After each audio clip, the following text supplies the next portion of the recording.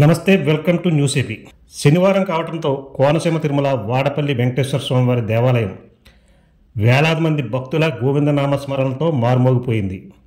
తెల్లవారుజామున 3 గంటలకు స్వామివారి సుప్రభాత సేవ అనంతరం తొలిహారతి ఇవ్వడంతో మొదలైన స్వామివారి దర్శనానికి ఇరు రాష్ట్రాల నుండి వేలాది సంఖ్యలో భక్తులు తరలివచ్చారు. ప్రముఖ సినీ నటుడు దివంగత కృష్ణంరాజు సతీమణి వాడపల్లి వెంకటేశ్వర స్వామివారిని దర్శించుకున్నారు. ఆమె మాట్లాడుతూ తాను 7 వారాలు 7 దర్శనం మొక్కుకున్నానని, ఈ వారమే తొలివారమని ఆమె అన్నారు.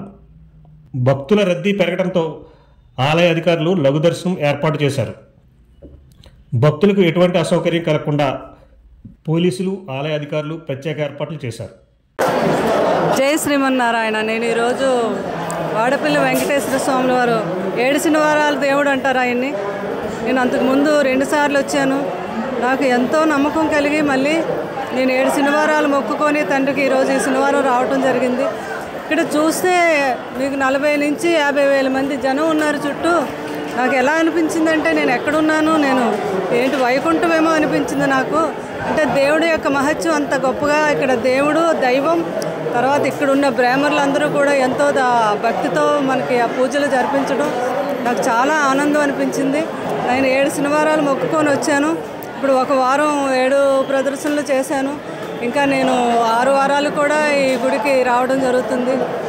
భక్తులందరికీ నేను ఒకటే విజ్ఞప్తి, ఒకసారి తండ్రి గుడిలో అడుగు పెడితే చాలు, మన జన్మ ధన్యం. ఎందుకంటే నాకు అంత నమ్మకం కలిగింది ఆ తండ్రిని చూశాక.